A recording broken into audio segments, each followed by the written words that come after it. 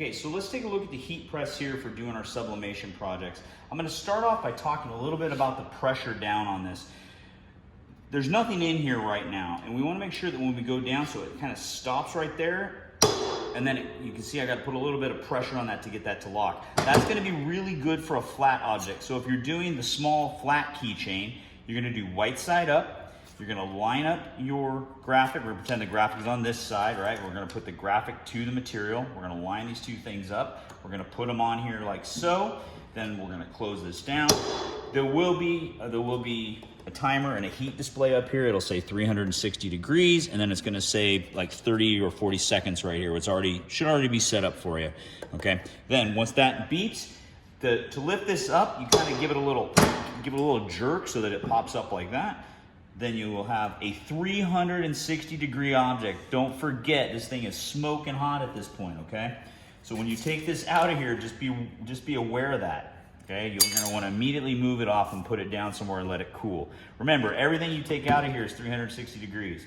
All right, if you're doing one of these wristlets, okay, now this has a little bit of thickness to it, and when I go to push this down this time, right, I really got to press down, and that's really too hard for this project. So back here, there's a plus and a minus sign. I'm going to loosen this handle a little bit. I'm going to loosen this up, and then I'm going to check my pressure again. See now, see how that goes down like that? That's a little bit too easy. Let's add a little bit more. I know this isn't very professional, but there you go. So that was enough pressure right there that it's going to do this correctly. Now, if I was to go back and put this under there, once again, there's no pressure at all. So check your object that you're making and make sure you have some pressure holding it down on top of it. Don't put too much pressure, especially on this wristlet, because it will crush it flat and it never quite recovers its shape. All right, let's go over and take a look at the heat press for the coffee mug.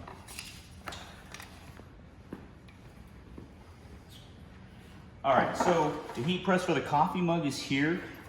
What's gonna happen with this one is, once again, 360 degrees. You gotta come in from the left-hand side. There's actually like a little, kind of gets stuck over here if you try to come in. You can, but I'm gonna go like this. We don't want the handle to be against the metal down here. If the handle's like this, you will close this down and you will break off the handle, okay? So the handle needs to be up just a little bit higher like that. And then when you close it, it will be in the right spot, okay? So to prep this, I'm gonna take my graphic, I'm gonna take this heat tape. Only this thin tape works, okay? So I'm gonna pull this out. I'm gonna take a small piece about that long. I'm gonna cut that off. So I have about 1 inch, and then I'm gonna cut it in half. I'm gonna tape my pieces down like so. Then I'm gonna line up my graphic the way I want it, right? Whichever side, however you want it, we're gonna line that up. We're gonna go like this. You wanna make sure you kind of press it tight to the mug and then press the tape back down, okay? Now that's prepped to go.